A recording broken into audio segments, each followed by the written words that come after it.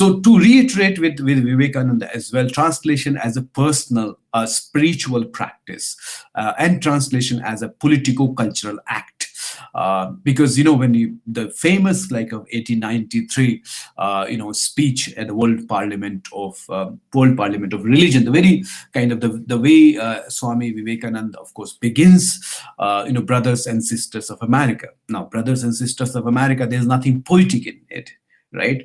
Mimamsakas are a school of philosophers in India, and they kind of argue that well, all word, a literal word, right, is a new word, in fact. And if people who are interested in Indian poetics, there's somebody called Kuntak, of course. Vakrokti Jivita Kuntak has a concept of Vichitra Abhidha. For people who are skeptical of Indian poetics as backward, as something which is Sanskrit mein Purana hai, right? They should read better, basically. So if you ask people about Victor Slowosky's artist technique, for instance, concept of defemerization, 1917 essay by Victor Slowosky, of course, arguably in response to Pan's Imagism, something which kind of influences deconstruction and others, by saying that obviously what the function and power of literature is to prolong perception. That's what Victor Slowosky say. They should look back at Kuntak, what Kuntak is saying about Vichitra Abhidha, obviously. Abhidha is Vichitra, but that will take me elsewhere, so I'll not go into that direction. The point I'm trying to say is that brothers and sisters of America, right? There's nothing poetical about it. Yet Vivekananda says it, and there is a great applause, obviously, on this word. What is it that made the people? Perhaps yes. I mean, Vivekananda himself was a charismatic, personality, the manifestation of the satya, of course, of aham as such, of the self, of the greater self. One can say that. But the fact that this connection, obviously, that all are one, basically, that brothers and sisters of America, right? There's one self of the entire humanity, basically. It must have come as a surprise, like in 19th century Europe, or 19th century West, basically, which was kind of the entire philosophy was based on the idea of the empirical self, because let's say Descartes, obviously, that duality of self and the body as such. So empirical self. And here was somebody who was talking of self as encompassing everybody. Not only the humans, but non-humans, animals, for instance. And this speech of Vivekananda. Of course, there's reference to Gita, there's reference to Upanishad, there's reference to Mahabharata, of course, right? There's reference to different texts, obviously. The small speech, obviously. Now, for instance, that very statement, of Sri Aurobindo, of Vivekananda, which is so often quoted, obviously, awake, arise, and stop not till the goal is reached, is a translation from Katha Upanishad. When in the speech itself, when he is kind of talking about the fact that India can show a way to the world, in saying in the context of Hinduism, because everything, all diversities as such, right? Whereas post-enlightenment, scientific, so to say, within quote, scientific civilizations, post-enlightenment European civilization, brought in the idea of difference as such. Difference is the important category, right? In India also, with influence, of course, in many military studies, as a difference is a key category, right? Identity is based upon difference, right? And here is Vivekananda, based on the Indian tradition, is kind of foregrounding the idea of oneness, for instance, oneness in that diversity, and that everything, all diversity, then therefore terminates in me or unites in me, is its translation from Bhagavad Gita. Now, when I say this, I need to kind of make a reference to the very idea of translation, and the very word Anuvaad as such, and therefore, how is Anuvaad, different from the way we understand translation. We understand translation in the context that I would generally generally would hear people talking about translation, even though I said it's not my primary area, but whatever knowledge I have or whatever information I have, and I've kind of transformed into a way of thinking, is this that there's source text and there's target text and the original text, obviously, and the text in the other language. There are problems of translation. What is the problem of translation? The translation is not simply kind of a transference of meaning from one language to another language. There's a problem of equivalence, which is a cultural problem, then a political problem, the politics of the translator, the politics of the reader, the politics of the author. Now, this is all we tend to hear about translation. Now, if you look back, if you take a look at the Indian word, which is Anuvaad, of course. There are two terms, of course, Anu and Vaad. Anu and Vaad. Vaad is quite clear. It's a discourse, obviously. It's a discourse. And Anu is, of course, after. Now, you might say that since Anu is after, therefore a text which comes after a certain text, therefore the text that comes after must be subservient to the text that has come before, right? But the catch is this, that the Indian philosophical tradition, or the way Indians understood time and temporality, there's nothing linear as such. There's nothing linear, right? Events and acts are not linear. They're cyclical, associative. And therefore, the one that comes after is not the one that is subservient to the one that has come before. In fact, the one that has come before could be as subservient, can be argued like that, To give one example, to just give one common example, and it's kind of referred by Adi Shankaracharya and responded to by different other philosophers, that you're walking and you're walking and you see a snake, obviously, and it's darkness, and obviously you're afraid, and you stop, and then you light a torch or any source of light and see this rope. Now, the perception of the rope. Professor Dhananjay, may I interrupt you just for a while? Yes, please. Because we have three more speakers in this session. So can we request you to please come to the concluding part of your discussion? No, I was actually based on an impression from the what do you call the program that I had. I thought there were 30 minutes, so that's how I had planned it. I think I started at around 10, 11, 10, 12, but I'll try to wind up in Thank you, sir. Thank you. Because I was under the impression that I had 30 minutes, or you should have told me in the beginning when you began that you are beginning late and please wind up in 20 minutes. I would have done that. But anyway, so what the example that I used, of course, was this, that the one that comes later is not inferior as such. And these both cognitions are important cognitions. Now, that is what defines Anuvaad and translation in India. Therefore, Indian culture and the cultural practices has primarily been of translation, intralingual translations, for instance. For instance, like Bhasha Urubhanga is a translation from an episode from Maharaja. Likewise, there have been several texts of translation. Now, what the freedom fighters, the philosophers, obviously, have been doing, the people that I've named, of course, is this, that they engaged themselves in this kind of proliferation of text, obviously, in kind of writing more versions of text, basically. So translation in India is not to be understood as kind of transference of meaning from one language to another, but translation in India must be understood as retellings. Translations are retellings, basically. Creation of another text.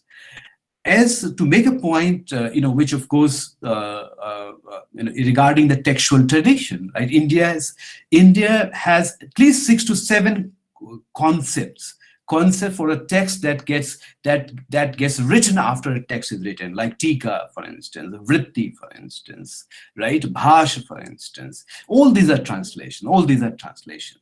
Now, to just give an example, from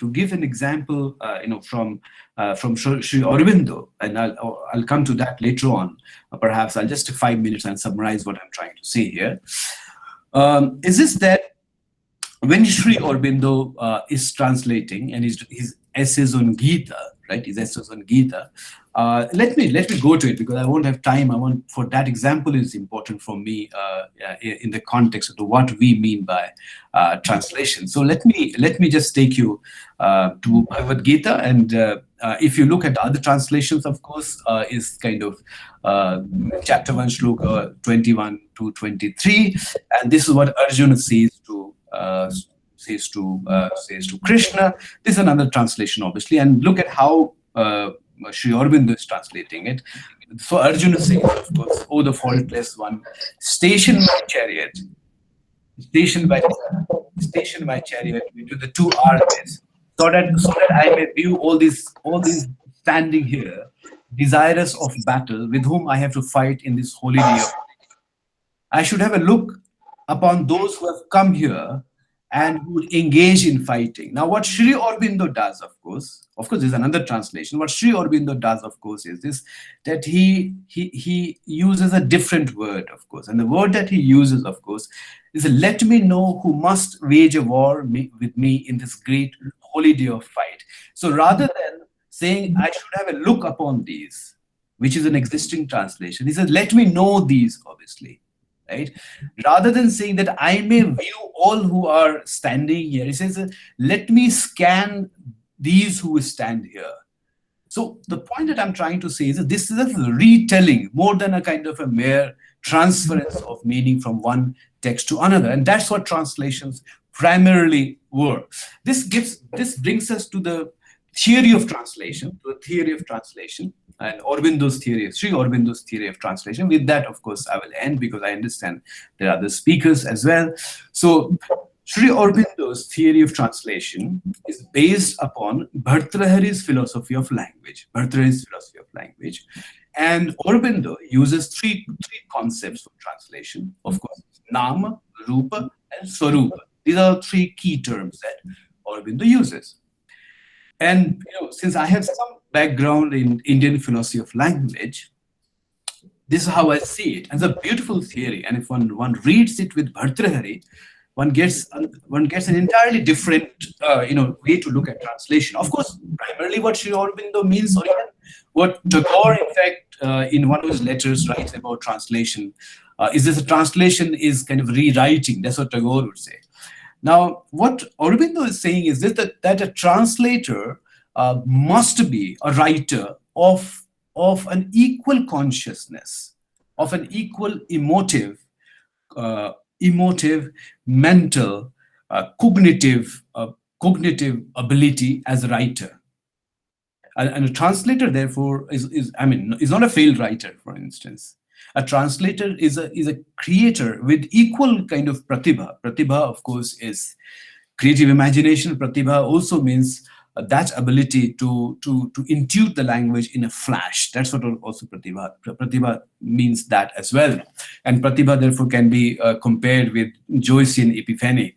But that's a different area. So the point that I'm trying to say is that Bhartrhari makes one statement about language. And this is a statement that Bhartrhari says in Karika 13 of Vakyapadyam, which is this, there are other things as well, which is this, that language is an autonomous cognitive sphere, that language has nothing to do with reality as is constructed in the physical world, in the empirical world.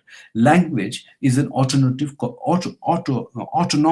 cognitive sphere. But there's something which says is very important. He says this, that language is an autonomous cognitive sphere with possible objects, in the sense that the human mind comprehends all possible objects in language. And the world that is constructed, is perceived as such, is found a name to refer to, is where the possible objects, of course, are imposed upon the existing reality. Now, how do you understand it in terms of theory of translation? Now, Sri Aurobindo would say that Swarup is important. Swarup, what is Swarup? What is Roop, by the way? And these are all common words in India, used in India today. Roop is generally translated as appearance. It's not appearance. Roop is that through which we see an appearance. Right? Roop is that through which something appears. That. Now, what is that? That is abstract, of course. That is abstract. Swarup is how a thing is, basically. And Swarup is therefore also kind of abstract, is emotive. Is it possible for a translator? Is it possible for a translator to render the consciousness embedded in the text that one is translating? Is it possible for a translator? So that is why when Sri Aurobindo says Vivekananda is quoting from Gita, it's Vivekananda and not somebody else, not somebody else. Because they are in the Rishi tradition, they're in the great Rishi tradition, Vivekananda or Sri Aurobindo. Now, who are the Rishis? Who are the Rishis? Now, it's said that Rishis, were the people who, the translation of Rishi is a seer. But the Rishis, they heard the mantras, basically. They heard the mantras. So why do we call the Rishis as seers as such? It's because knowledge, of course, made it possible for them to view, in the sense to see, in fact, to cognize. See is not the right word to use, because we always we never see things. We never perceive things. We perceive things as something, basically. That's what it is. We never perceive. It's impossible to perceive things. Now, a translator, when he has that ability, for instance, that kind of ability through consciousness, as such, through kind of spiritual enlightenment, it's possible for him to have a kind of, to have a consciousness, to have a bhava, let's say, which is one with the bhava of the author as such. In the sense that in that creative process, it's possible for a writer, for a translator, to see, again, in that sense, the swarup of a text, a swarup of a meaning, and then kind of manifest is in another language. So therefore, it's not essential that there has to be a literal translation, in fact. In fact, literal translation is an impossible act. There can only be retelling. Now, retelling is also not recreation. There's always, and there's thinking that there's a view that translation is a cultural practice. It is a recreation, because the poetry of the translation, ho nahi sakta, fine, okay. Rasadhwani Anandavardhan says can't be translated, long back 9th century. But the point is this, that translation is a creative act. That's it. That also we know it. But in what sense? It's a retelling. It's a retelling. Now, if it's a retelling, then it's obvious that there is a contribution, but contribution not to be seen merely as a linguistic act, but as an act of consciousness. And that is what all these great figures have done, and therefore influenced, in a way, India's cultural politico-cultural decolonization. So that's it. So thank you so much. Thank you.